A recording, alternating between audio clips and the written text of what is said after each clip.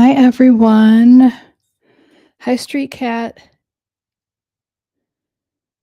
You've arrived, yes. Hello, hello. Welcome to Soothing Sundays. On Soothing Sundays, I live stream twice a week, and on Sundays, it's called Soothing Sundays, and we're regulating the nervous system to have an amazing week, answering questions related to mental health, relationships, anything that will recalibrate you to have the best week is what I'm here to help you do. So I'm gonna take a sip of water and then get into the technique of the week for you guys to implement. So the technique, the neurological reprogramming tool technique for the week is called cognitive restructuring. Hi, Bob. Happy birthday, Bob. Hope you had a good birthday. How'd it go? And thank you for being here. So the tool, the neurological reprogramming technique for this week is called cognitive restructuring. So with cognitive restructuring, and I was thinking about this because I was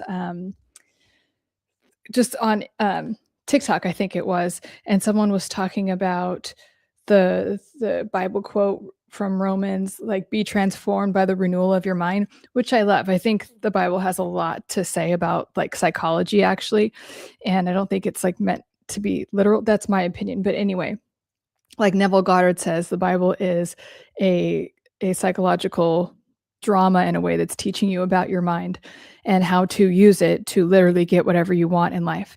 So, but be transformed by the renewal of your mind, or when you change the way you look at things, the things you look at change.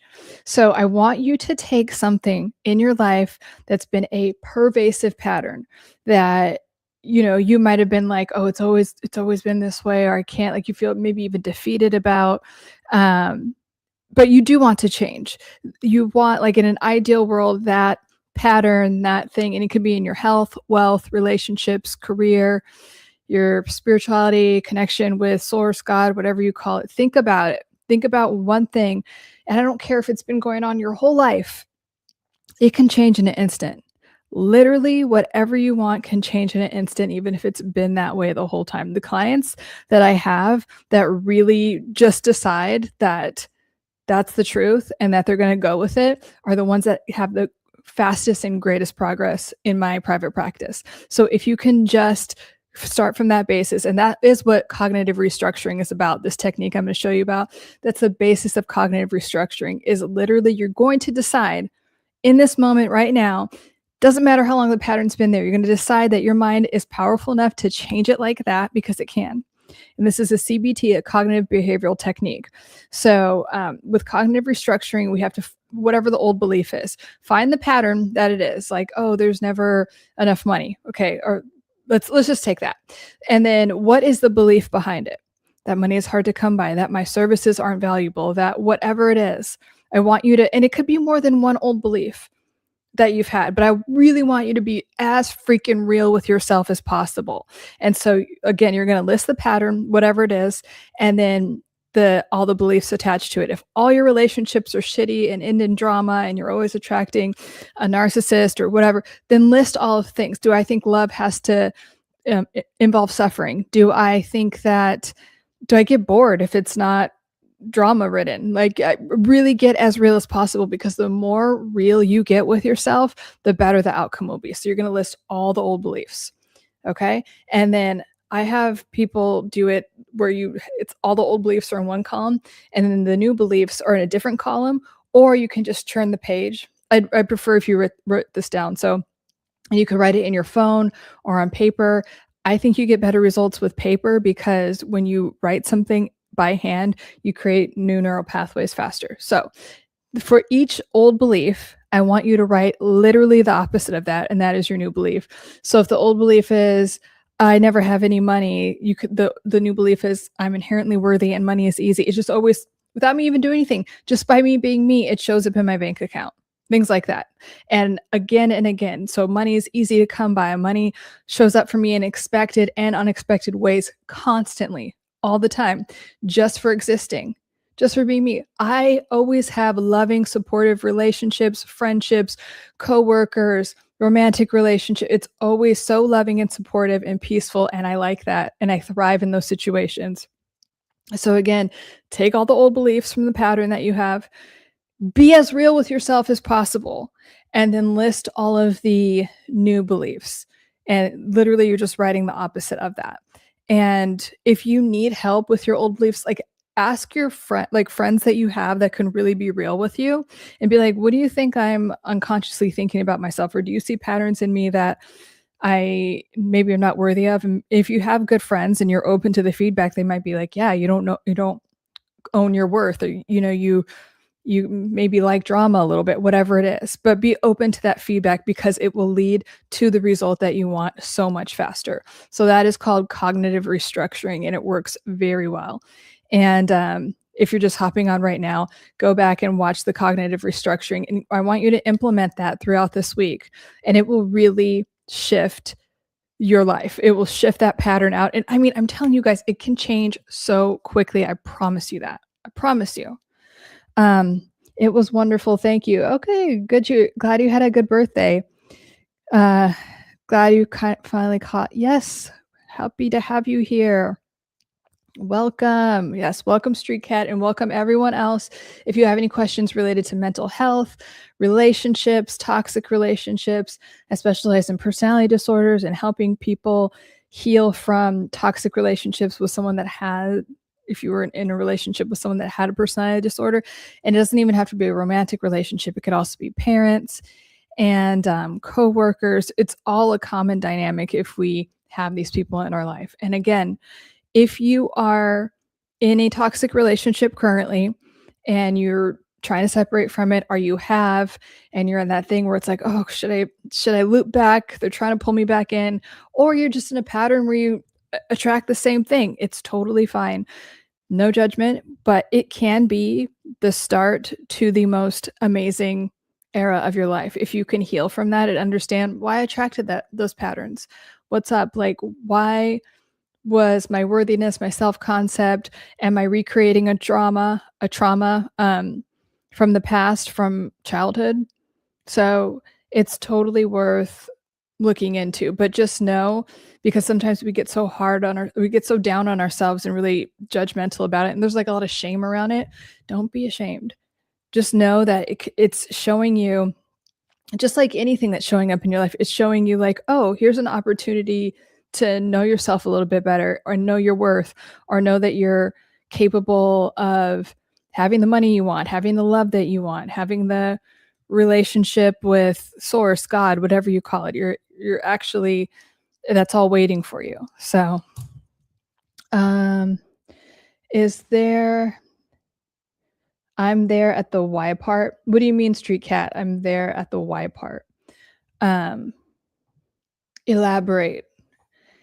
And so I think I was talking about, I need to make a post about this, but especially on Instagram, the post I made about like the DL narcissist guys, some of the stuff, like dating a DL narcissist man, some of the comments are so wild. Like, people are really opening up about their experiences and how some of these men are like, married, whatever, and they're, hooking up with, people of the same sex that are like sex workers and all this stuff. And there's a big theme of that.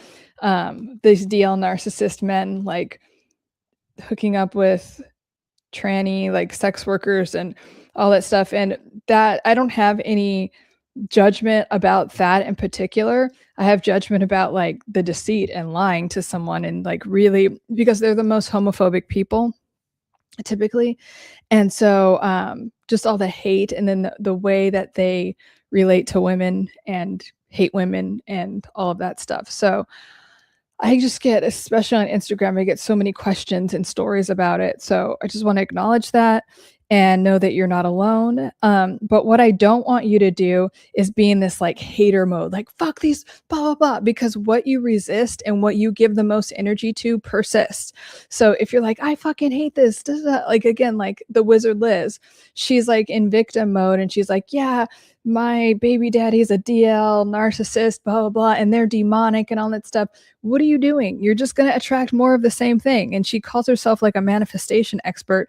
And it's like, yeah, you have unhealed daddy trauma and you haven't healed it. So you're just replaying it again. And then by talking all this shit about your baby daddy, who is probably, yeah, that way, he seems very borderline to me, actually like very unhealed and unaware borderline, especially because he calls all the women he dates borderline, but he just has a lot of those features and defense mechanisms.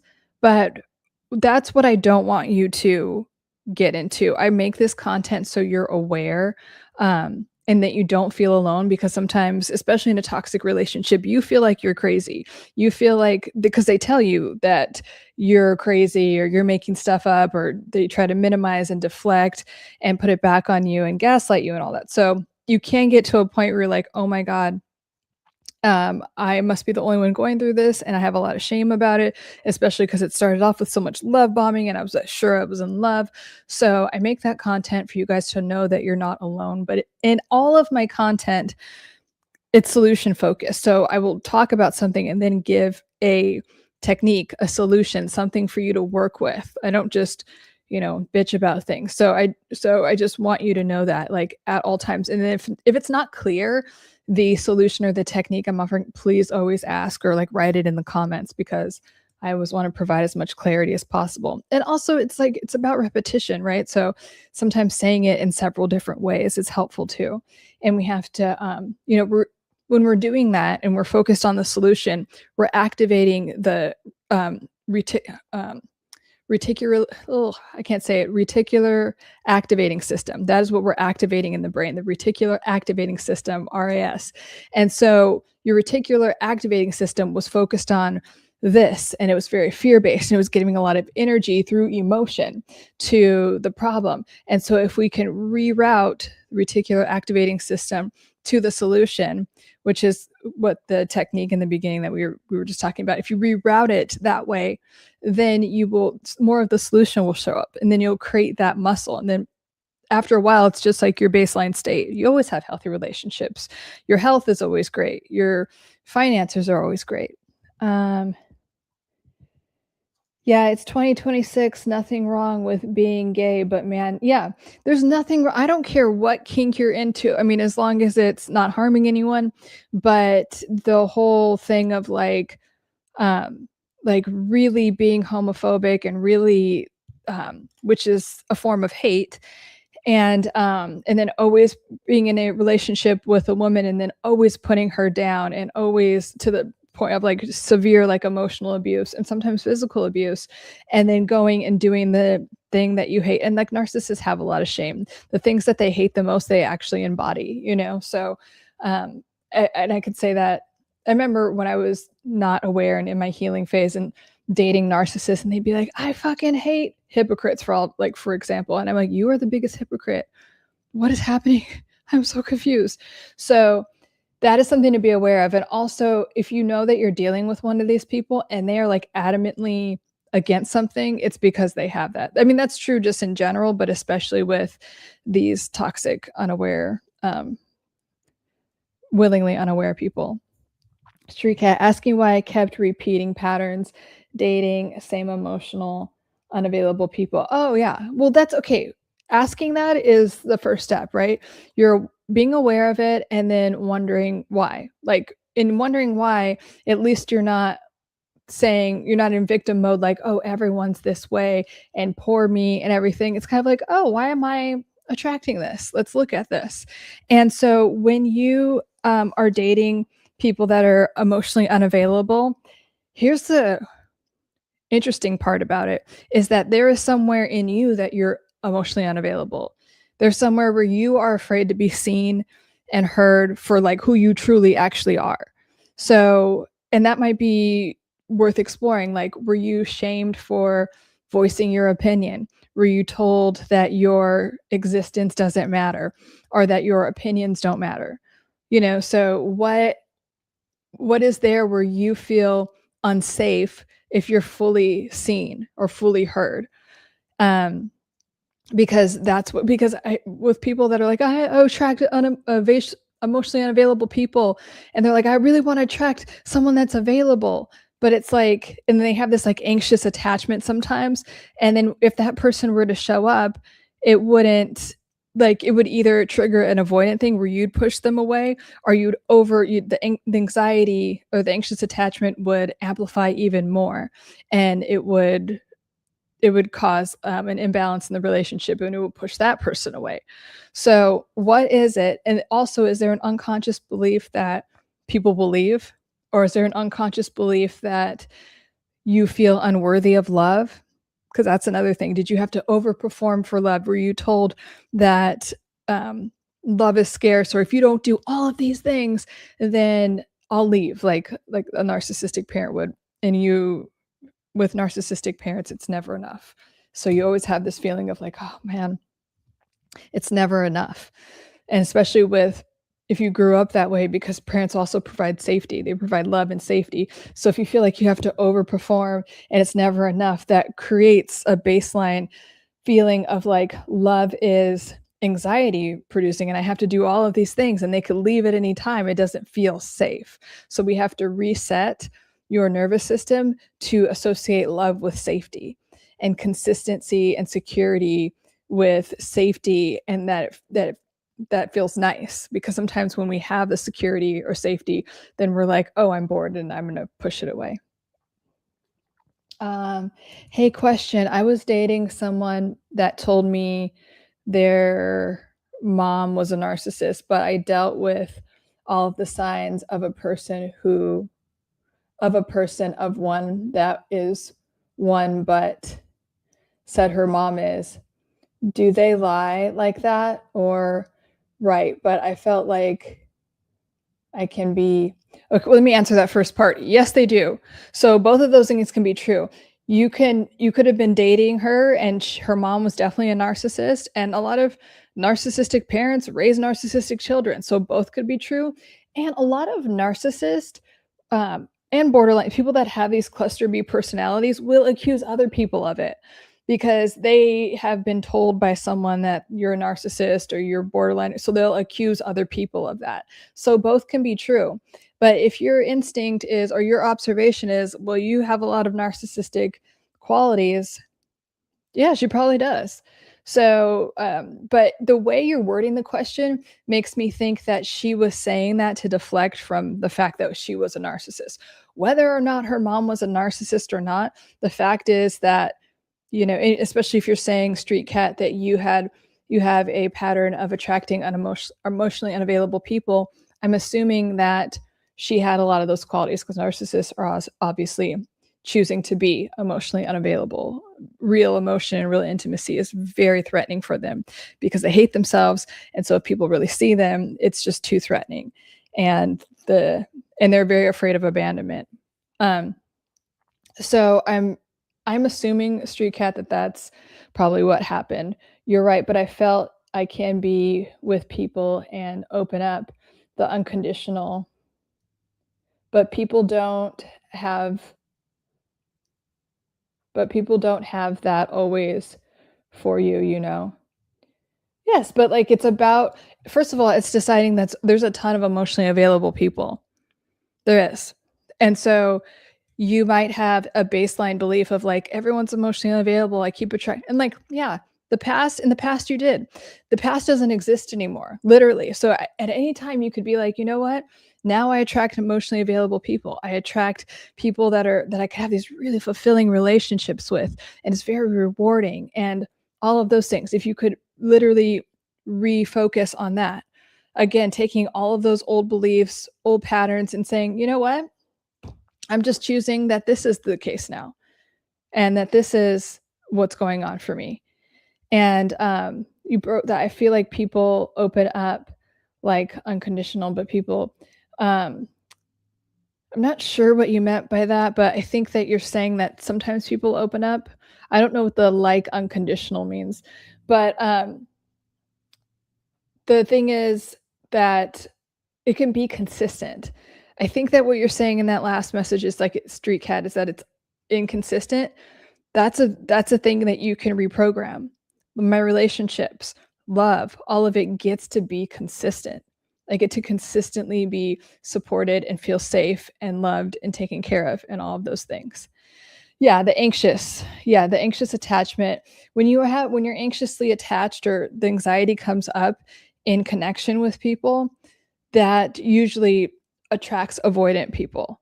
And so when we can heal that anxious attachment and move to a secure attachment where it's like, I know that I'm loved. I know that I'm worthy of love. If you want to be in my life, fine. But if you're inconsistent and whatever, I have my standards and I'm fine with not having you in my life instead of like being so anxious about it. Um, let's see, Bob. What helped me reduce anxiety in dating was working on being more secure in myself. Exactly. The secure attachment starts with the attachment that you have with yourself and the relationship and self-concept that you have with yourself. So for avoidant people, their baseline self-concept and belief is like if anyone got too close, they wouldn't love me. They would be disgusted by me. So what do? They love bomb in the beginning and then they find things to just like pick at and get disgusted by because that's their relationship with themselves. And then the anxious attachment really has very similar baseline beliefs, but their thing is like, I have to overperform and then you love me. I always have to do these things to show you like, it's like, well, do you feel like you're good enough already? And if you have anxious attachment style or anxiety shows up in relationships, can you tell yourself, I'm okay no matter what. And I love myself no matter what. Even if there's things, of course, there's always things to improve. I'm not saying be this person that's like, oh no, I don't need to work on anything. All I'm saying is this like with my flaws, I'm evolving every day and I could still choose to love and accept myself as I grow and heal. And I trust myself that I will attract the healthiest relationships, the supportive relationships, loving relationships, instead of just trying to cling to something because I feel like it's going to leave at any minute. Um, let's see, Tilly, Bob. Yeah, please be respectful. Like, and I'm here holding a safe space for you to talk about mental health, relationships, and speaking of secure attachment, like I say before, like and I mentioned this because a lot of people when they want to start like social media and everything, they're like, "Are you worried about what people think?" I'm telling you right now, I don't give a fuck. Like if you have a negative comment or you're trying to like whatever about me, I don't. Like I'm here for you guys. This isn't about like anything else. So like I would take your energy and work on yourself instead of trying to like write a comment that you think is going to negatively affect me because it's not. Um, but Street Cat, I thought we had the perfect thing months later gone. Yeah, so that sounds like the idealization or the love bombing phase where these emotionally unavailable people, they're like, oh my God, this is it. This is perfect, blah, blah, blah. And what it does for you that really wants that, you really want to have the perfect thing and have the fairy tale or whatever, that it literally creates a dopamine and serotonin and oxytocin like mix, and plus they find out about you and what you want the most. So it's like if you want to get married or if you want to like move to Italy, whatever it is, it's like yes, and we'll do this and we'll just be together forever. And that literally creates what is literally like a drug in your brain, like all of the same like parts of the brain and receptors that go off when you do certain highly addictive drugs are the same things that go off when you're in that love bombing phase. It's very addictive. And then when they start to slight you, they start to devalue you, you're like, whoa, I got to get my hit. Wait, where's our bond? Wait, please don't go away. Please don't go away. And so now you're in this cortisol state where all the cortisol has peaked and you're very stressed out. And all you want to do is get back to that idealization love bombing phase. And that's why I call narcissists and these toxic personalities like drug dealers, because they like make this drug and like get you all addicted to it, which is them and the relationship. And like this person that doesn't really exist, like you said, months later gone. And it's like I fell in love with someone that didn't even exist. That relationship was built on this whole like fantasy of love bombing and it wasn't even real. So you're grieving two things. You're grieving the person in the relationship that didn't even exist. And then like the whole actual dynamic, the relationship and the person is what I meant. So it's a lot. It's like this compounded grief and confusion.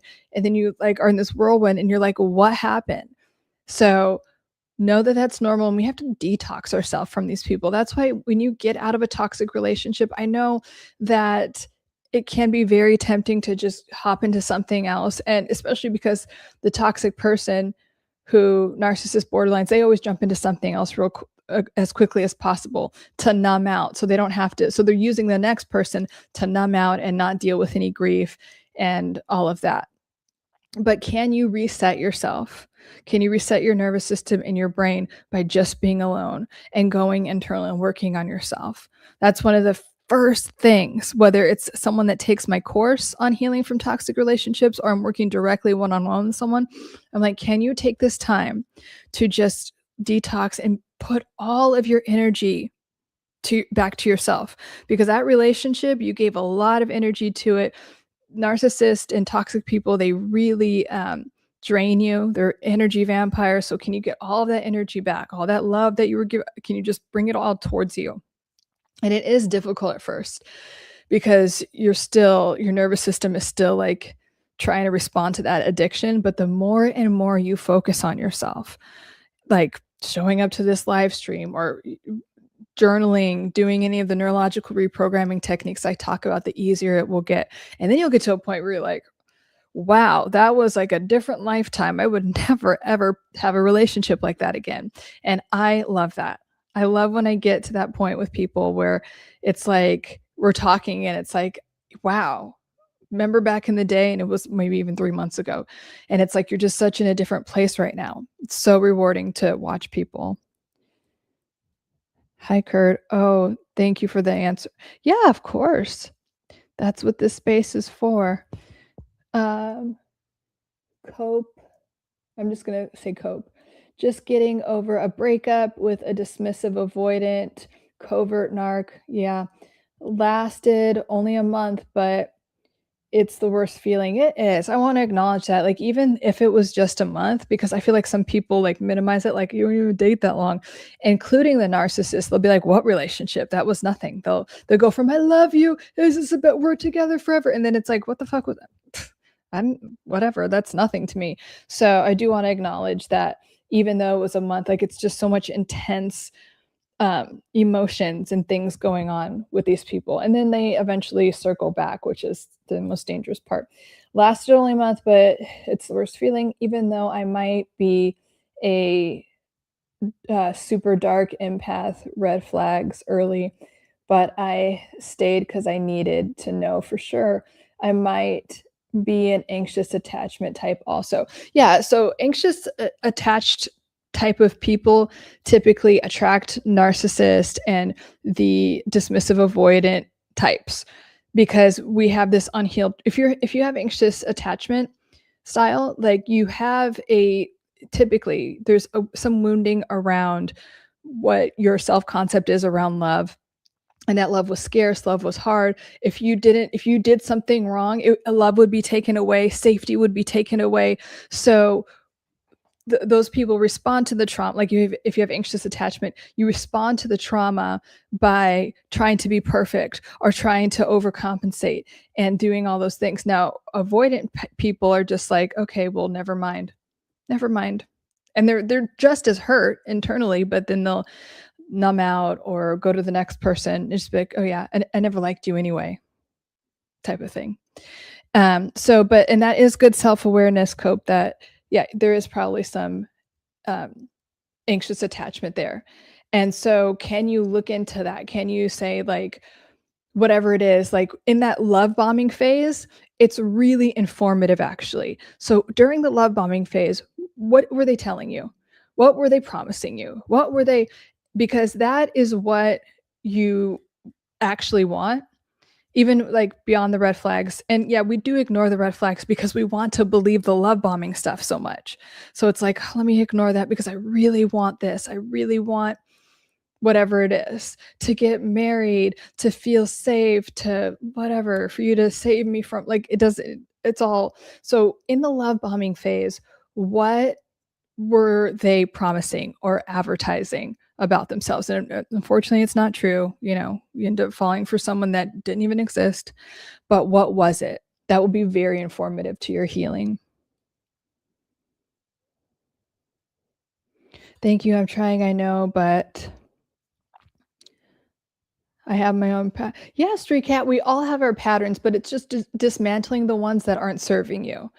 Just like the neurological reprogramming technique I started with, the cognitive restructuring, it's like, okay, I've had that pattern. And at some point, it did serve you. It helped you survive, maybe in childhood. You just don't need it anymore. Now it's just causing issues. It's like really outdated software. It's glitching. It's not working at all. It's like making your life worse because the program like Windows 92 like barely works, right? So it's like we just have to uninstall that program and download a new, efficient, healthy, like clean one. Love bombed. Yeah. Yeah, copia. Just like right, like just like I was mentioning, it's always that. So look into that love bombing phase and like study it like you're a scientist and your answers will be there. Street cat, I don't know about these mind ends or attachment styles. Oh, attachment styles, I'll go over it. So, secure attachment is where you want to be. So when you're in a secure attached relationship, both people do their own thing. You're not worried. Like there's this like deep sense of safety and peace and real love that is consistent. And so the secure attachments should start with yourself. When you have a secure attachment with yourself, you will attract secure attached relationships, work dynamics, and family members will that aren't that way will just stop annoying you. So that's the secure attachment. And anxious attachment is what you're talking about. Like the minute they're not around, you're like worried that that they're going to dump you, or that you have to overperform, or what if this happens, or like I need to talk to you. We need to text all the time, and we need to be on the phone, and we need to spend all this time together. And then the avoidant attachment is like in the beginning they're love bombing and they could do all the things and act really, but then they switch to like being like disgusted and like, ugh, I don't like you for like get away from me. And a lot of times they move back and forth between the two. But both people can't experience real intimacy. But the avoidant, they'll they'll dip their toe back in and be like, okay, well, let's have sex. And then the anxious person, because they're so desperate for that connection, like, oh yeah, okay. And then they'll like have sex, for instance. And then the anxious person's like, okay, that kind of regulated me. And then the avoidant's like, okay, bye. And then like the anxious attached person is like holding on to like whatever the little crumbs of attention that the avoidant person gave them. And then the avoidant person is like, oh my God, it feels overwhelming to have that much attention. But then after a while, if they don't get enough attention, they're like, why aren't you giving me attention? So both people are suffering in their own way with intimacy, and both people have reservations and fear around intimacy.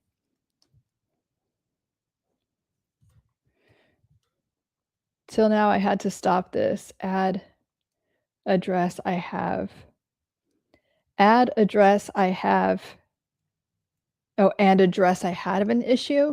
Well, yeah, that's good. Like again, when we can just take time to be by ourselves, it's very helpful. That's where the healing happens, instead of just trying to numb out with the next person or situation. Okay, that confirms it. You can definitely see what I remove. Oh, well, I'm glad you're removing it. Thank you, Bob. Issue. Yeah, got it. And turned my friends against me. Here's the thing about turning friends against you. Are they your real friends? If they can be turned against you, like think about that. And I would invite you to ask yourself, if I have friends that can be turned so quickly, like were they really your friends? And maybe that's another part of this anxious attachment street cat is like, that you get to be worthy of having real friends that are loving and supportive. And that doesn't mean like you could still do something wrong. Or let's say your ex comes around and tries to turn them against you. Can they be diplomatic and be like, hey, your ex is telling me this, and you're telling me this, but they don't completely abandon you because some toxic person said something.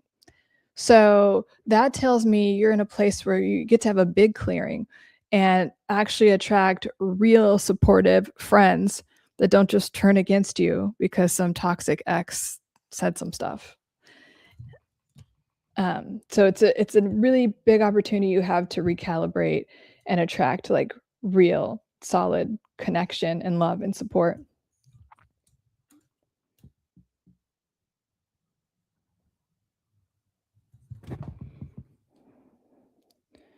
I'm going to delete that one. Oz. A lot of young men,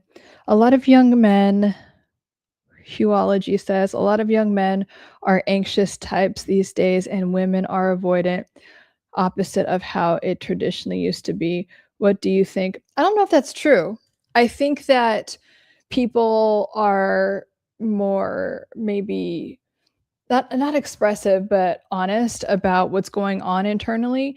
But I haven't noticed that in my private practice or anything like that. I do think that there's like a toxic, just like we talk about like the toxic red pill masculinity type of thing.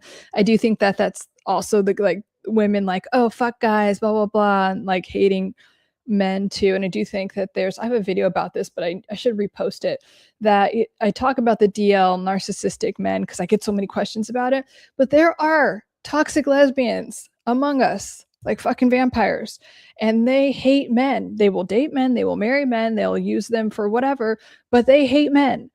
And they will, they're, hooking up with their girlfriends or whatever, but they fucking hate men. And it's the same type of thing. So is that an avoidant thing? Yeah, I think it can be too. But I don't know if there's been a real like shift in terms of more women are avoidant. I haven't noticed that, and I haven't heard any statistics about that. And these statistics are really hard to actually like, they're not very meaningful, I don't think, because an avoidant person isn't like doing some survey like, oh yes, I'm very avoidant. I mean, anxious people, anxiously attached people are more, they want solution. They want their nervous system to feel at ease. So anxious attached people tend to seek help, answer surveys like that more than avoidance.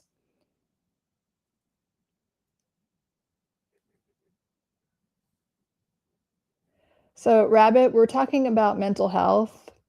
If you don't have anything to say about that, you can fuck off. Hi from Greece. Oh my gosh. Hello, Nico. But as you said in your video, they weren't friends or real friends anyway, but still had no conflict with these people. And now they turned and took her side. Well, then maybe they're not your friends. And like, again, on this channel, we talk about mental health and relationships, and we also talk about taking accountability. So if there is something that you needed to take accountability for, fine. But if you have the ability to take accountability and your friends are just like completely abandoning you for, I don't know, that's all.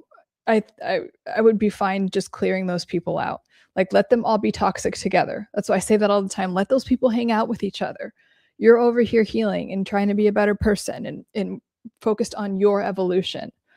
And so I would be curious, like, why do I feel like relationships are so fickle that they could just leave at any time, that like I could have this whirlwind toxic person, like, and then just abandon me, and then my friends believe her and my friends abandon me. So there's an abandonment wound that is ready to be looked at.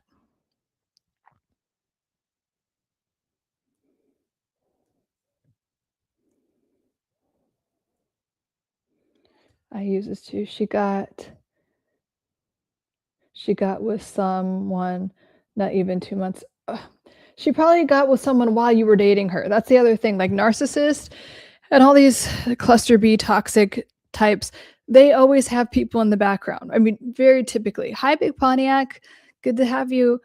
here on Soothing Sundays, they always have people in the background. And I hate to say that, but I'm always gonna keep it real with you, and it hurts to find that out eventually, but they keep their exes around, and it's for attention and validation, but just in case you randomly break up with him, they're going right to that other supply. But they always have a good amount, a healthy amount of supply in the background. So I'm sure she got with someone, like, right away, or even while she was dating you, unfortunately.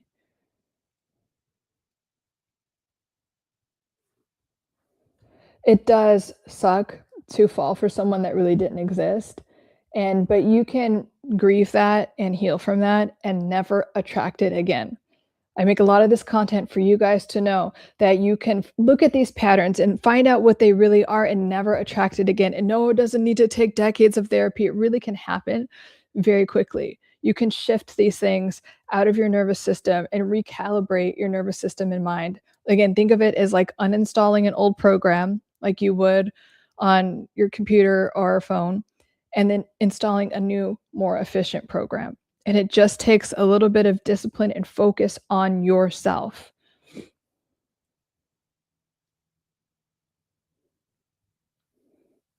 Oh, Bob, I really like the computer operating system. Yeah, your mind is very much like a computer.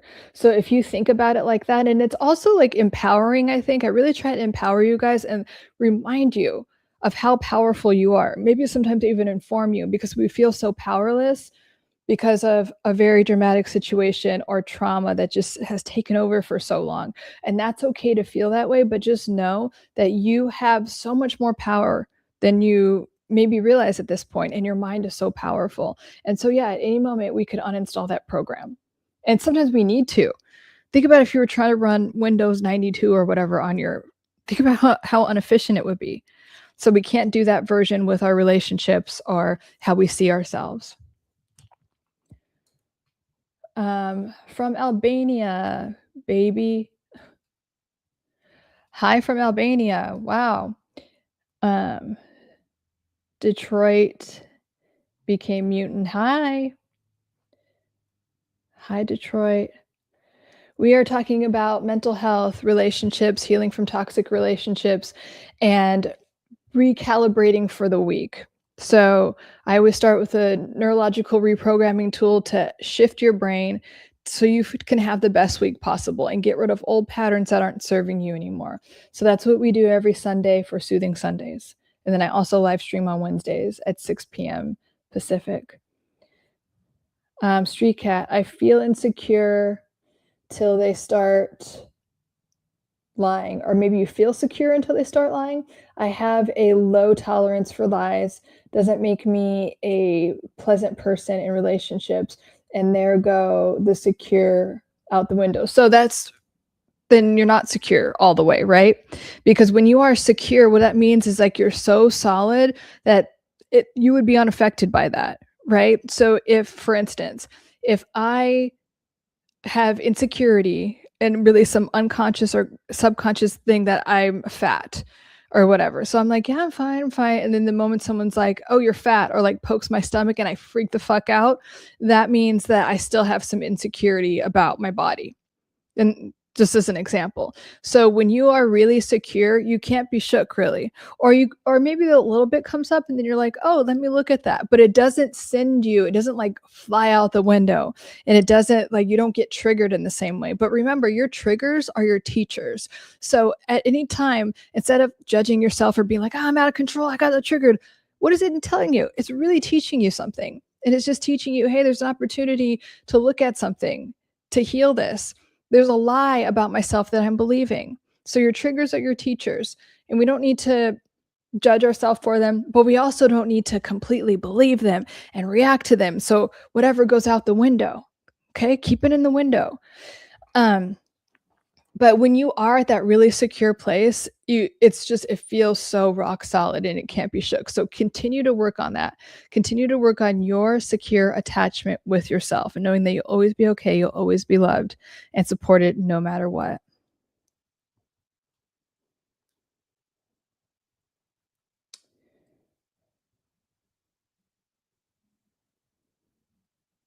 Yes, Detroit, you can ask a question. Yes, you can ask a question, Detroit. Good, I'm glad you're in recalibrating mode. That's a great place to be, Street Cat.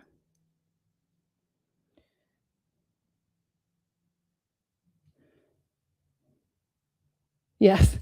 Thank you, Bob. Keep it related to mental health, relationships.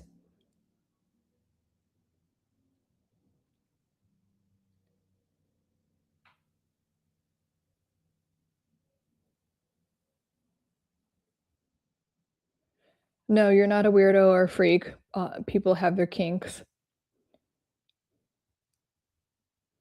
Good.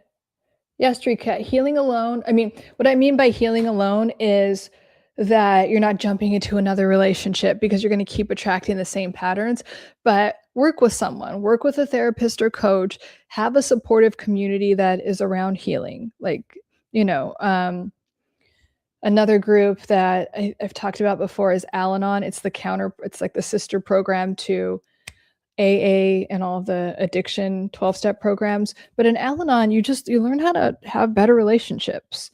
And the same for ACA. It's another 12-step program, but it's just ACA is awesome. It's just about childhood trauma.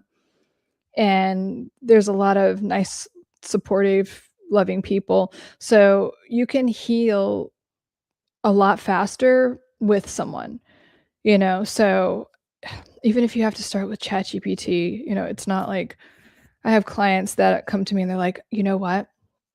I've done a lot of therapy, but I'm like, oh, tell me about it. They're like, well, it's with chat. And I'm like, that's discovery, you know, but when our nervous systems are meant to connect with other people. And so you heal on a different level when you are talking to a human being or a set of human beings, like in a support group. But I just want you to focus completely on you, Street Cat, and anyone that's healing from a traumatic relationship or anything. You get to focus on you. Even if you have children and a family, great, but you still get to have you time.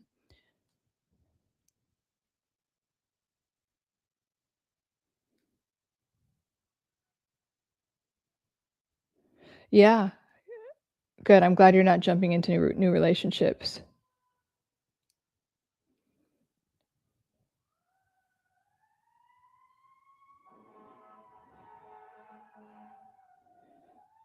I started taking mood stabilizer and it worked miracles for me. Good. Even if you're taking a mood stabilizer, guys, you still have to do the work. If you're new here, how I feel about mood stabilizers is that I think that they should be temporary to help you stabilize.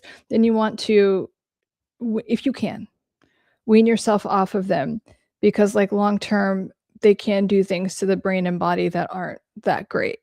So I'm glad that it's have you that you're in a good place. And again, this isn't medical advice. This is just my opinion.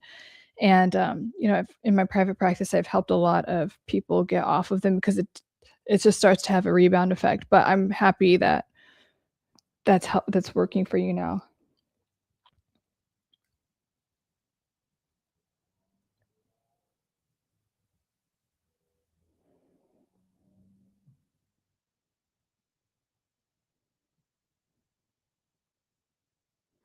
Um, I have a serious question.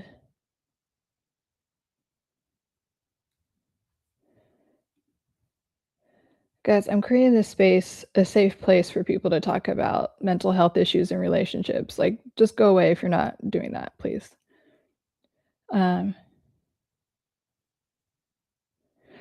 but see, Street Cat, you'll get to the point where it won't even suck that they always have someone. It's just pathetic.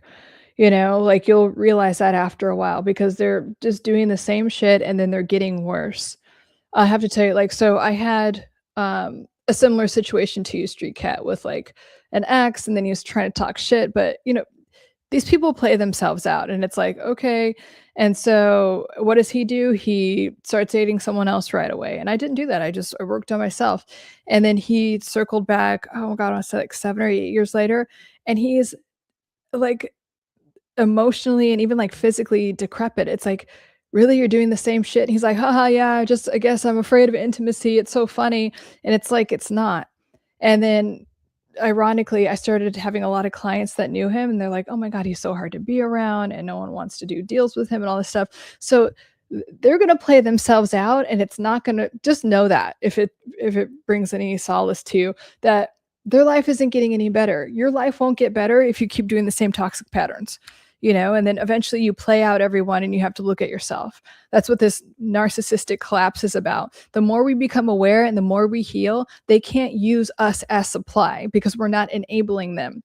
So even if you could stop thinking about them and just like training your brain, I know you watched the video Street Cat about having obsessive thoughts and about someone especially, and uh, how to not have them, how to get out of that mode. So even watching videos like that and focusing on yourself, is you're moving in the right direction.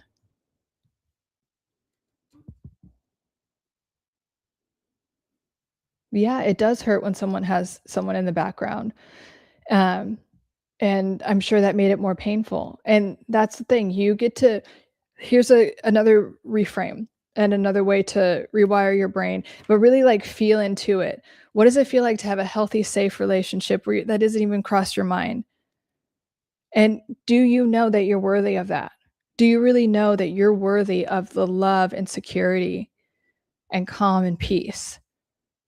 Do you really know that, Cope? And like, so, or can you know that on a deeper level and feel into that?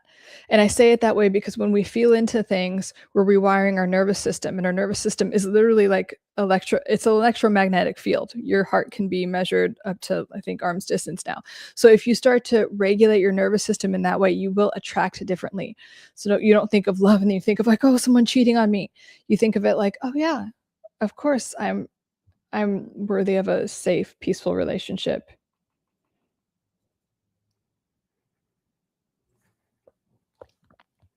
Yeah, exactly. We're all unique. We all have our things. Um, they make you feel like you weren't worth anything. Yeah, because that's how they feel.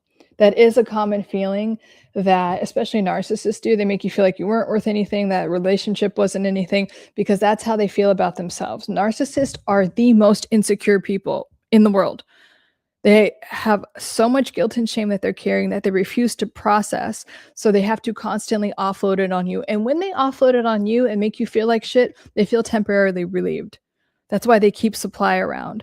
And so they keep supply around to praise and, in the love bombing phase, like, oh my God, you're amazing. Or they use you to dump all their shit on. Okay. So, but please know they're making you feel that way because that is their internal experience. That is not a fact about who you are at all. That is them projecting their shit on you. But it is not about who you are at all. Please know that. If you hear anything else, when these people project onto you, that is not any type of fact about who you are. It is your nervous system feeling how they feel about themselves. And you're not like an emotional dumping ground. You know what I mean? You don't have to take that on. So immediately when you start to feel that, leave it alone. Even with dating, you'll feel it. You'll feel it quickly. And that's just like, nope, not responding to that. Nope.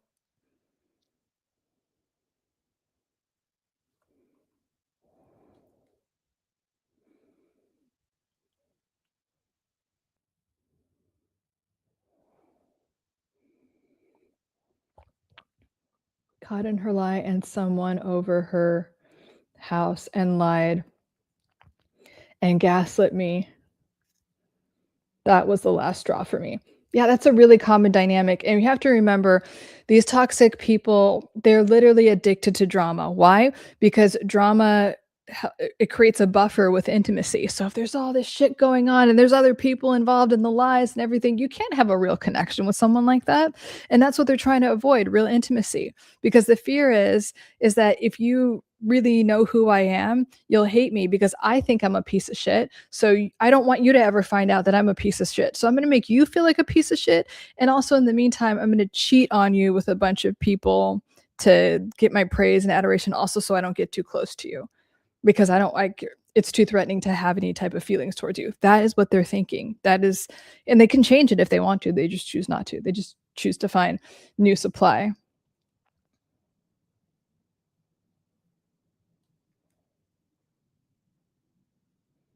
Hi, Larry. Hello, Dolph from London.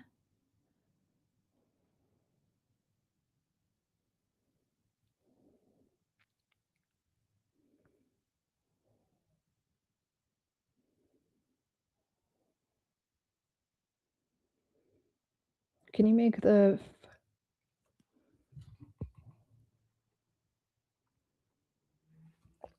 can you make the fire from just thinking about it? Mind has more power than words and actions have power. Who knows the limits to the mind? If you're familiar with the Monroe Institute, they teach people some crazy shit. And like it's people that I mean, again, I used to work for the government, so a lot of the stuff has been like declassified about remote viewing. So literally you're sitting here and you could access, I mean, the CIA and different forms of government use remote viewers to spy on people. It's like common knowledge now. And at the Monroe Institute, they teach people how to like read with a blindfold on, like so you could psychically see it with your eye, words on a page. And there's certain schools where they teach kids to do that. So they're, accessing or they're not suppressing their intuitive mind. But can the mind I don't put any limits on the mind because there are, systems in place that don't want you to know how powerful you are, right? Because then they can't control you. Hello from London, England via Jamaica. Nice. Wow. Hello. Salberg. Um, David, when I broke up, I just flew to the Philippines. Yeah, don't do that. And also, we're here to talk about like mental health and stuff. If you don't have anything constructive to say, and by the way, like any self-respecting woman is like so grossed out by that. I have to say, like, and that should be a red flag. If a guy's like, "Oh, I love the Philippines," just saying. And again, that's like a form of numbing out. Like, okay, I'm just instead of dealing with my feelings, I'm gonna try to get validation from literal hookers who are just paying to have whatever, but it'll make me have this false sense of something, right? And men that, like again, men that hire hookers like that, a lot of them are secretly gay.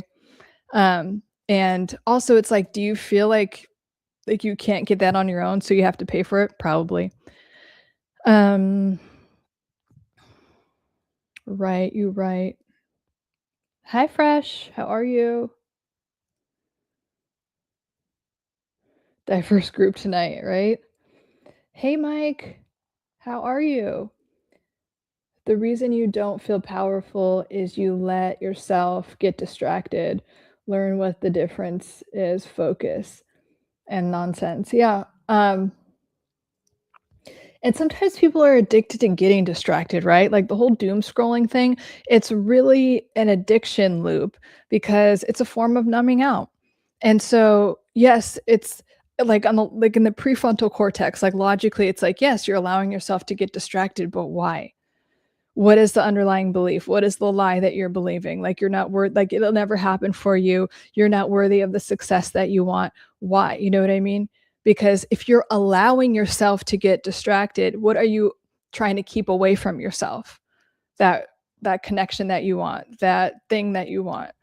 Even like getting distracted from like let's go back to the doom scrolling example. Then you're up till 1 in the morning. Like, do you not deserve to have a good night's sleep and have a great start to the day and the week? You know what I'm saying? So there's yes, it is about getting like allowing yourself to get distracted, but why? What lie are you believing about yourself or what you're worthy of having?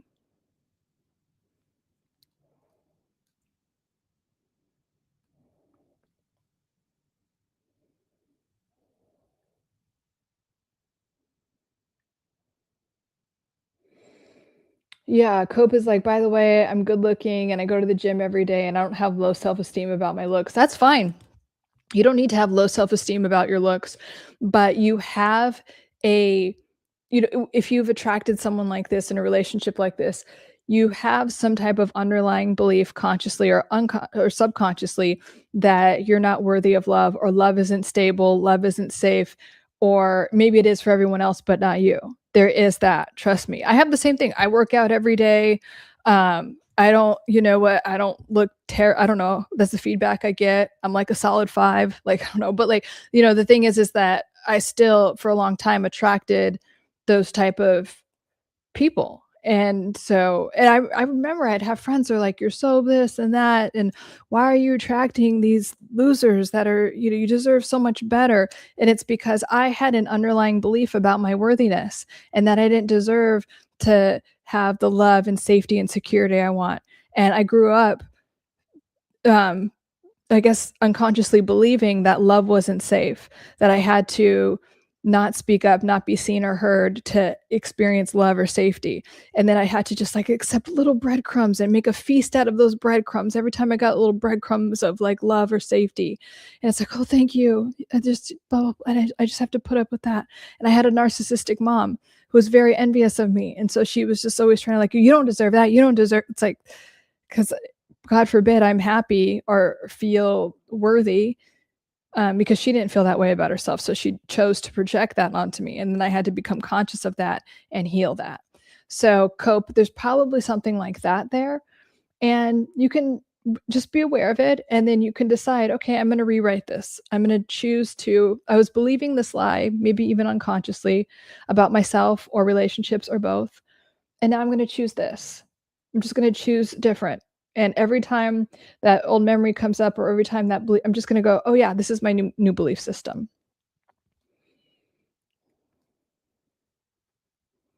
I do have to learn, but I feel like I'm in a good place to know where I have been messing up reactions to things. Yeah, it's about self-awareness, always. About self-awareness and accountability. Those things will make your life so much better. And a willingness to change, a willingness to evolve. A simple question: how does one focus on oneself, on picking up patterns? So, space time entanglements, you're asking, how does one focus on oneself, on picking up patterns in the other? Um, are you asking, how do you notice, like, in your nervous system? I'm gonna assume that's what you mean by that question, but when you are around someone, are you ignoring red flags? Do you get a pit in your stomach? Do you get certain things? Like, I would get a pit in my stomach. I wouldn't be able to, like, my throat would be like scratchy, and there's just different things. Or you're making excuses for the person. That's how you know. But there could be a bunch of different things. Pick up on the other. Yeah, so I think you're talking about intuition, and then also just trusting your intuition. Like, sometimes because your intuition could come in different ways. It could be just like a knowing, like, you just know. You don't know how you know, but you know. Listen to that. Or you could feel it in your nervous system. I have some clients, they start getting really itchy around toxic people, even during the love bombing phase. Just pay attention to your reactions to things. You're welcome, street cat.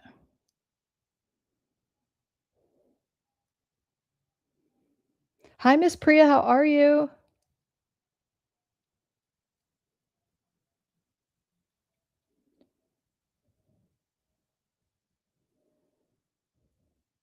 What about moving to a new place to get further away from people you want to avoid? You can move. You can absolutely move, but you still have to do the internal work, because what you don't want to do is think moving is the solution to the problem. Your problems or your patterns will follow you wherever you go. Now, if you want a fresh start, of course. Like, we love fresh starts. We love new patterns. And you could even do that by cleaning your house or decorating a different way, or buying a new whatever for your living room or bedroom, especially because you spend a lot of time in there.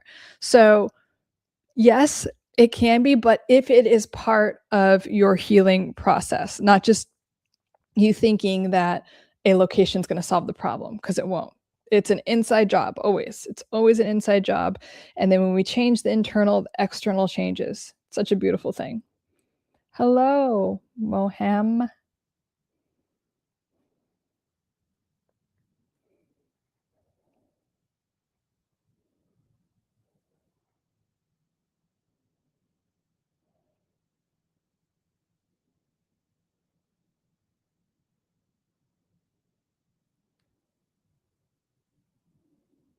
Thank you, Bob. Yeah. Like go, I don't know, go on OnlyFans if you want to do that. We're here creating a safe space for people.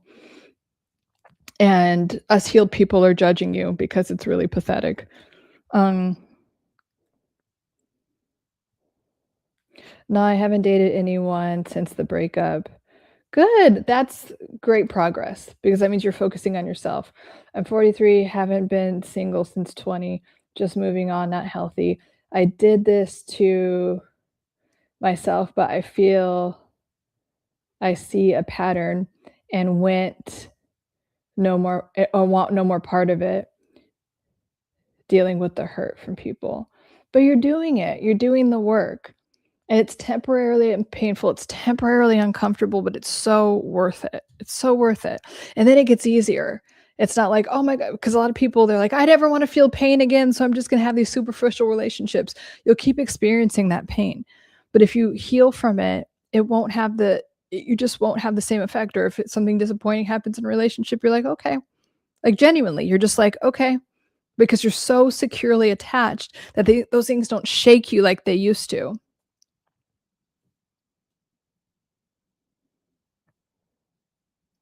You're welcome, Street Cat. Great questions.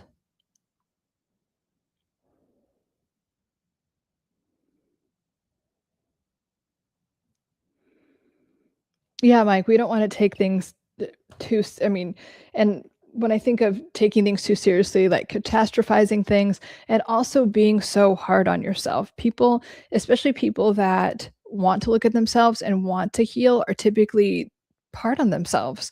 And so, can you come from a place of, like, as Mike is saying, not taking it seriously and also knowing that you're always loved and supported? So, if there is an issue that comes up, you could be like, that's going to be taken care of because of whatever you call God, source, higher power, or whatever is, or just life. Life just takes care of you. It's not like I have everything is this way and everything, but I suck and I'm terrible.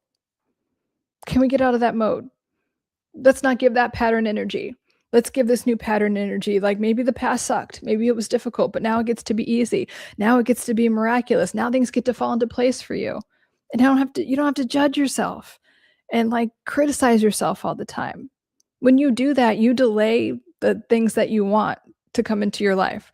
You delay the prayers being answered. If you're like, "Oh yeah, I suck." No. As Abraham Hicks, if you know who that is, like just be in the receiving mode. Or Neville Goddard says the same thing. Just let it be facts that your life gets to be easy, fun, prosperous. Kevin Matthew, love your channel and your message. Thank you, Kevin. Nice to have you here.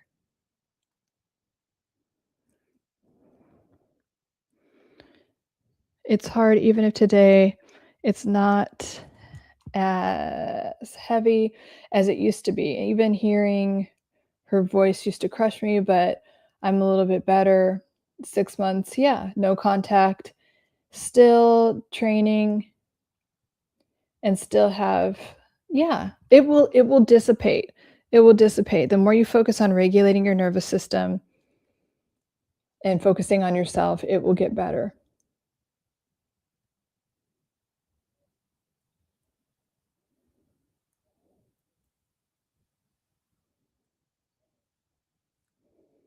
Okay, I'm gonna erase that.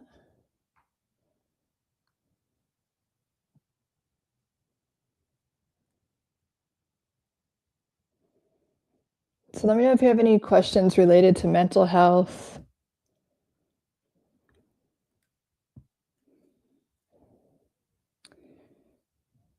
Yes, please stay on topic. Thank you, Bob.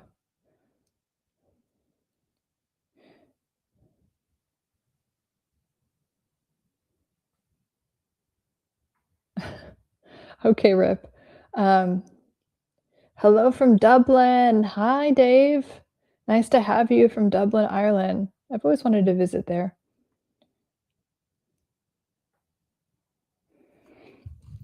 Why are the Christians in the world not concerned about the church? I have no idea. That's not really related to mental health. Greetings from Tahiti. Wow. Hello. Ilios Bruner from Tahiti. Nice to have you. Yes, no politics, please. This is a mental health channel. Thank you, Bob. Why are my childhood bullies so fixated on me even in adulthood? What is wrong with them? It's pathetic. Yeah, bullies in general. Bullies are literally fixated on the people that they bully, because when you are bullied, it's because typically it's because they feel like they can prey on, like, these people that have really low self-esteem. Bullies have very low self-esteem, and they're carrying a lot of pain and anger, but really underneath the anger is pain, and they fixate on people that they want to be like, that they envy. You see this all the time with narcissists. Narcissists will just completely fixate, talk shit about the thing that they want and feel like they can't have. And it is pathetic. And I think that's a great attitude to have towards it. Like, it's pathetic, and ignore it. I also, I don't know if you know who Cat Williams is. He's a comedian, but one of my favorite things that he ever says is like, if you have haters, it means you're doing something right. No one is hating on, like, the homeless drunk guy on the corner, for obvious reasons. But if you are doing things right, people are going to hate on you. And he says, I have 20 haters and I'm trying to get to 40 by the summer, because that means I know that I'm doing something right. So yeah, I would say don't give it energy. And if you're into energy work, you can decide that everyone, whether they are hating on me or they're loving, anytime anyone thinks about you, it makes you healthier and wealthier and more lovable, whatever it is. Like, you're always lovable, but it brings more love into your life. You can decide that. If you decide that, if that is your core belief, that the more the haters hate on me, the more people love me, anytime anyone thinks about me at all, it turns into thousands of dollars in my bank account and this thing working at whatever it is you want. Try it. Just try it. If you're doubting it at all, just try it and see what happens. Report back.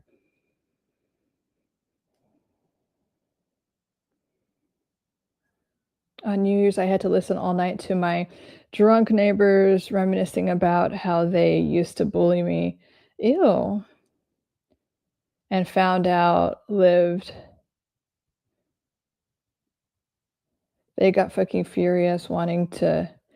Yeah, that is drama I would disengage from immediately. Why is humanity so easily manipulated? If we allow them to. That's another reason I try to. One of my messages is that your mind is so powerful, and that you can choose. Once you have an aerial view of something, it's like, do I just need to believe this about my life and the world and how it works, or can I believe that things work out for me easily? Because these, like, would to your question about, like, why is humanity manipulated? Because we unconsciously allow ourselves to be. But if you decide that actually my mind is really powerful and I could create whatever I want, it could be easy.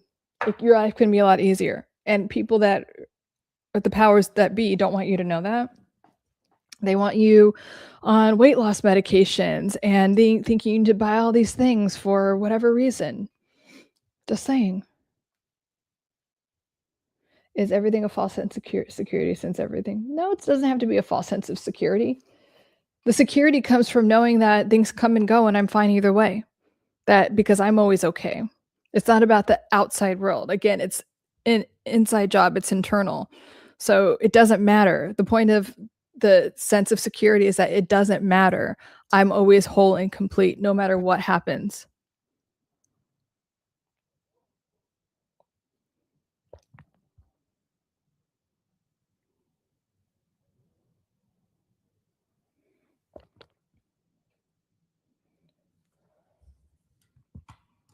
I think a lot of men try dealing with women in the West and have found women to be difficult to deal with. Um, so there were women who are more feminine. I mean, I really think that there's feminine women and masculine women. Sometimes women being masculine is a trauma response. It's a defense mechanism because they had to be in charge of everything at a young age. But like if women aren't in their femininity, like it's usually a trauma response.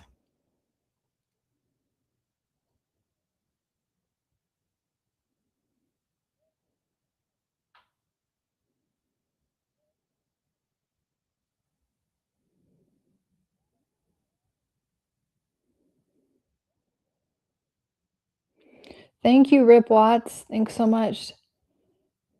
Time, space, time entanglement. The question throws up both negative and positive thoughts all day.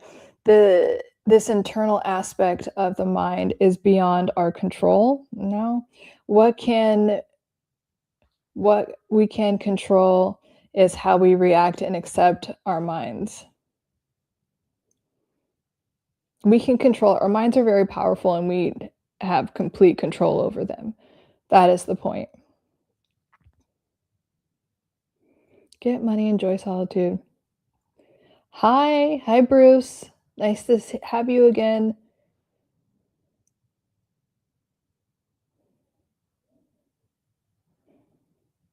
I'm experienced to recognize the red flags, but I ignore them. So, yeah, there you go, Cope. You ignore them. Maybe I was using her too, but I got hooked. Yeah, just like I was saying before, you ignore the red flags because you got hooked to the love bombing stage and all of the things that she was promising you and that she was pretending to be. I should have been better. Like, well, it's just about learning. Remember, you don't have to should on yourself. You should do this, I should. We're just learning. We're just learning in real time and evolving in real time. So it's okay. It's okay to make a mistake. You're getting better. Just like in the Silva method, you tell yourself every day in every way I'm getting better and better. Every day in every way I'm getting better and better.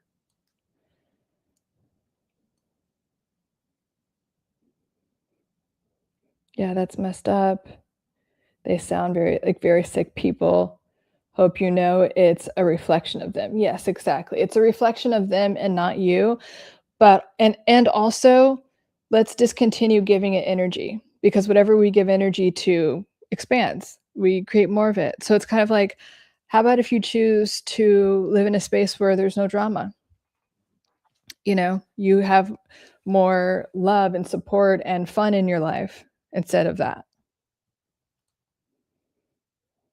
Personality disorder people keep asking me those gotcha those got you questions to gain power over me. No one could, Miss Priya, no one can trigger you or gain power over you unless you let them.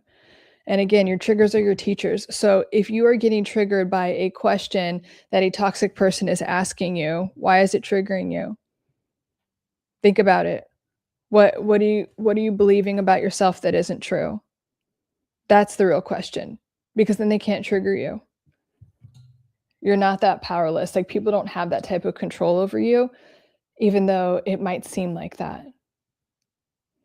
And once you become aware of your triggers and you're able to release them, you're untouchable.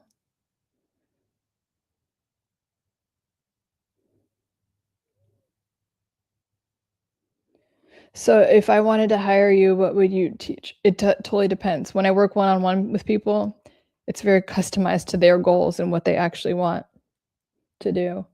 Hello.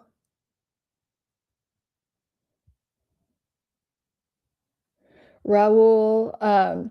So thoughts of thoughts of that, you first of all, I would definitely start working with a professional immediately. And when we have thoughts of like unaliving ourselves, we feel very desperate and we feel kind of at the end of our rope and we feel like giving up. And there's an opportunity to know that it's not time for that. Like I always feel like it's an opening to understand your worth and understand what you're here for, what you're here to do, and be able to receive the love and support that you might consciously or unconsciously be blocking off. But what is it? Um, and just know, and you're asking this, I think it's wonderful that you're asking it because it's showing me that that's not something you really want to do. But with work like that, one, find a suicide hotline, and two, start working with someone immediately because that's so personalized um, and requires a lot of one-on-one attention, I think.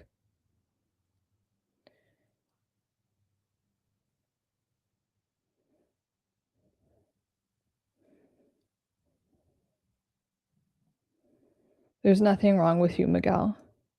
Hi, Victor. Hi, Victor.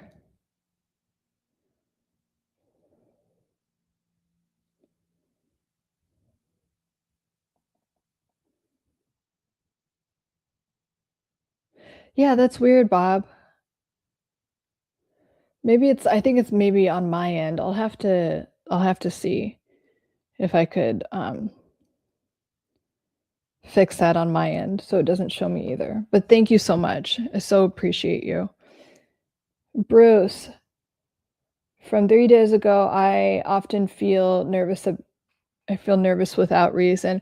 I make chilling myself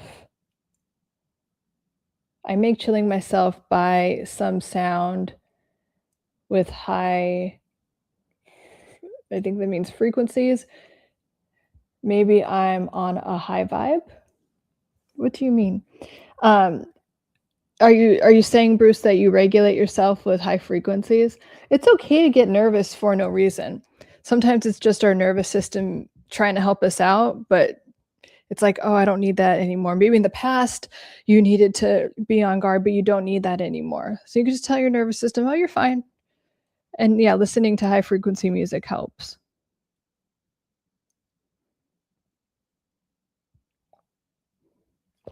Miss Priya, oh, I meant to ask, when you cut off a difficult person, you have to cut off several others, yeah, linked to them. So there's grieving. Yeah, Miss Priya, you've I think that you're on the precipice of really understanding, like, you might have to cut off a lot of people, and it's sad at first. I've been there, and then it's so much better after, and then it's like, "Oh my god, I can't believe I put up with that. No mas," you know? So you have to grieve it. Grieving is uncomfortable, but when you grieve toxicity out of your life, you make so much more room for actual healthy relationships. But yes, like because you've asked like a lot, and I feel like there's like the denial part of the grief, like, oh, I might have to let go of all these people. Yes, you might have to, but the people that care about you and that really want to be in your life will circle back. They will, and they'll try to have some type of relationship with you. I've had it happen in my life where I'm like, I'm never talking to this person again, and then other people connected with them will be like, "Oh, well, no, come on, come," and I'm like, "No, stop trying to guilt trip me, or I'll cut you off too. I can have a relationship with you, but I'm choosing to not have a relationship with this person, and you can either respect my boundaries or not. That's it. Those are the 2 choices. Like, and if you respect my boundaries, then fine, I could still have a relationship with you, but I am choosing to not have a relationship with this person." And you just say it that cleanly. That's it. It's like, no is a complete sentence. That's it. It's my boundary. That's it. And there's no negotiating on your boundaries.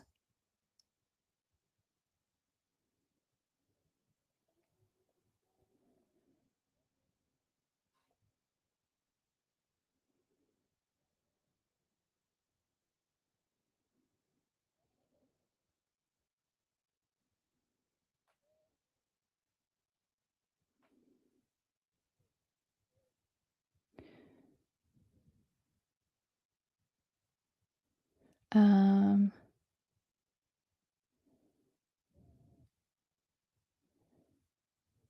they love bomb track. Yeah, they love bomb.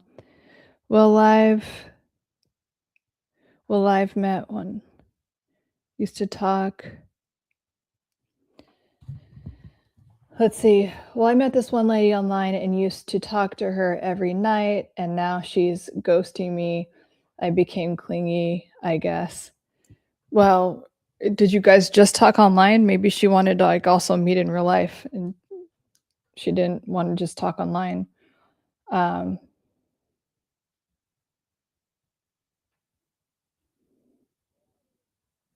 Melon had you.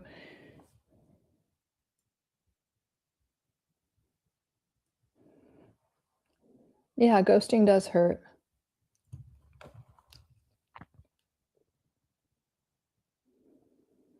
We used to karaoke every night, and she'd sing.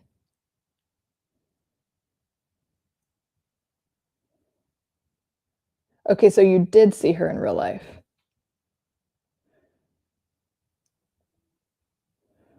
Yeah, and then if she ghosts out of nowhere, then that really does hurt, and there could be a deep, almost obsessive need to, like, want to know what's going on. So, again, can you release that? And can you know that, you get to have a healthy relationship where even if they didn't want to spend time with you anymore, you could get some type of clarity or healthy closure. But I'm sorry that happened. That does suck.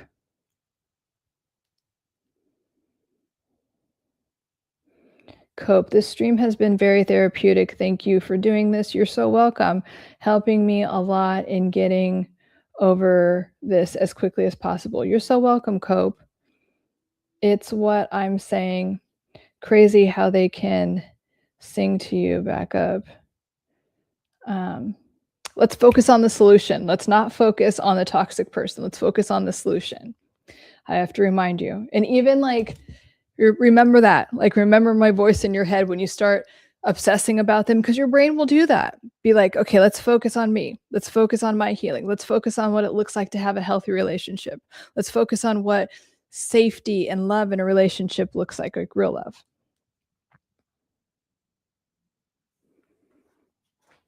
Um,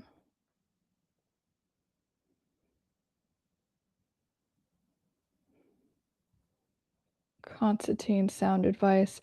I feel that might be Bob. I feel that might give you some closure. You can give yourself closure too, though. And I hate to, like, I'm sure you've heard this advice before, but the ghosting was the closure, right? And I know, like, logically that doesn't make sense because there's a primitive part of your brain that's like, ghost, like, I need someone, them to tell me. But like, the logic part of your brain is like, ghosting was the closure. The fact that they act like that is the closure. You don't want anyone in your life that would treat you like that, which is ghost you for no reason. So really the closure is the ghosting, but we still have to grieve that we would want something more. And it's like that is what we get to release, the that feeling of abandonment that it created, and knowing that you're actually always loved and that the people that really care about you would never do that. And so it's about reinstating that in yourself, that you are always loved and supported by people that can do that for you. Not everyone can, because if a lot of times people, like the avoidant attachment thing, things get too close, they can't handle it. They can't handle it. So where can you show up in your life and be like, or where can you change your beliefs to, I'm always supported, I'm actually available for real emotional connection and intimacy, not just attracting unavailable people, because unavailable people are the ones that ghost.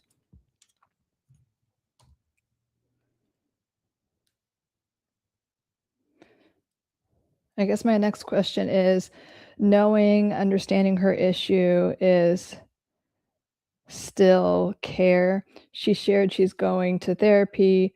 I know she's monkey wrenching one of the guy to another. Why let's I think it's time to, like, not have communication. Like, this whole, like, why do you know that she's going to therapy? She's trying to keep her hooks in. So I would go non-contact.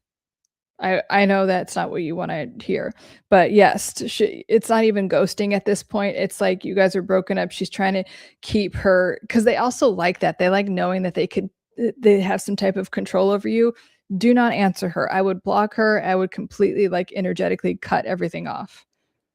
And she's the only reason she's even saying that she's going to therapy, if she is to start to put in your mind those obsessive thoughts like, "Oh, she'll change. We could have the relationship that I wanted to in my" No, no. Hi, Floyd.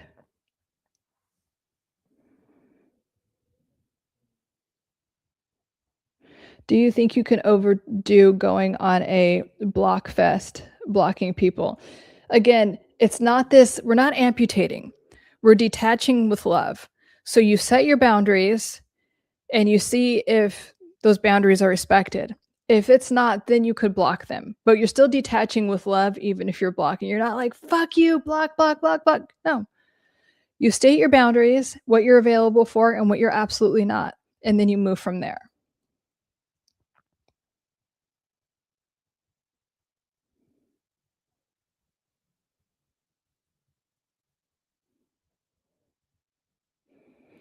I wasn't talking about standing in front of the mirror and giving yourself, positive verbal commands, although that does work for a lot of my clients. A lot of people that especially if you have, an abusive parent that told you you're ugly or you're a piece of shit, like, it's really hard. Some people that were traumatized in certain ways have a hard time looking at themselves in the mirror or pictures or anything. So with those type of people that have that type of trauma, mirror work is very helpful. But I didn't say anything about that, but I respectfully disagree with you because mirror work is can be helpful to some people. I have to change your beliefs. Yeah, time space entanglements, that's what everything is about, is changing your false beliefs about yourself. But there's all these different techniques that help you rewire the brain. So sometimes for people, affirmations really work. Sometimes they don't. Sometimes mirror works for people. But the thing is like not just having one technique. That's why I go if you look at my videos, everything is about a different technique. And some of it like different things work for different people and different things will work for different people at different times in their life or for different situations. So it's just like, if you went into Whole Foods and they only had like two type of fruits or and one vegetable, it's like, what the fuck? Like you want a variety of things. Like, and that's what I'm providing you guys here. But if mirror work doesn't work for you, fine, do something that works for you. But it's all meant to reprogram you on the deepest, most like conscious, subconscious, and even unconscious level. I admit I give toxic people from my past free yeah, yeah, yeah. So, Miss Priya, there's a little bit of addiction loop that I think you have that you get to release because you have to think about what you're getting out of relating to toxic people. Like, what you're getting something out of it. And but I think you're finally at a point where that payoff isn't working as much for you anymore. So you're at a place where it's kind of like, okay, I can let that go because I'd rather have this outcome and have my life be healthier in this way. Let's see.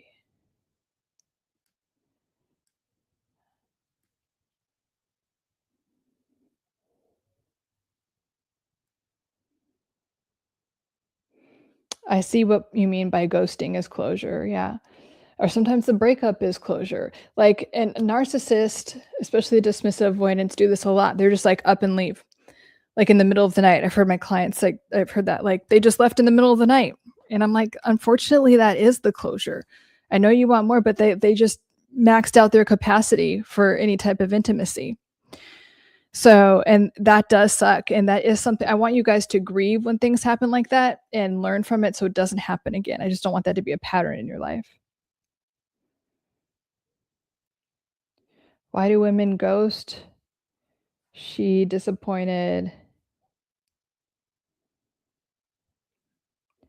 I mean, people ghost for a lot of reasons. It's actually really emotionally immature, and it's different than being like, "I've told you a million times, here's my boundary," and then they're not respecting it, so then you could block. But if they actually just really ghost, it's emotionally immature, and a lot of people don't have the capacity for intimacy or, like, having a real conversation in that way. Okay, I'm gonna wrap up since it's been over an hour and a half. You're welcome, Cope.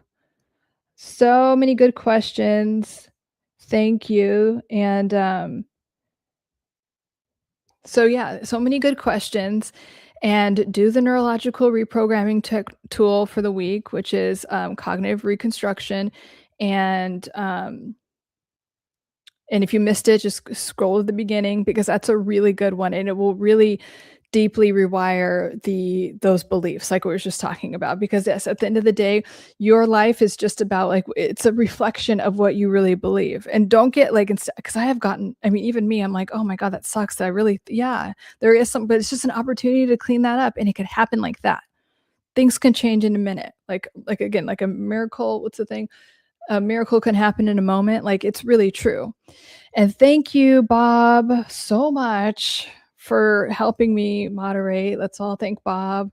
And happy birthday, Bob. Thank you. So appreciate you. And I hope that this is your best year yet. Your personal new year is the best year yet for you, Bob. Long live stream tonight. Great topics. They were great topics. Got a little wild. Yeah, I know. Say la vie. You're welcome, Street Cat.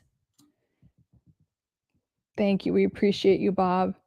You guys have an amazing week. I will see you on Wednesday for the live stream on Wednesday at 6 p.m. Pacific time. Okay. And thank you for everyone from around the world. That's so exciting. And then if you have any questions that you want me to cover on the next live stream, you can DM me on Instagram or TikTok, and then I'll remember to bring it up. Or you could ask here too, but like if you DM me, then I'll for sure like have it so it's definitely answered. All right, guys. Love you, and I'll see you on Wednesday. Bye.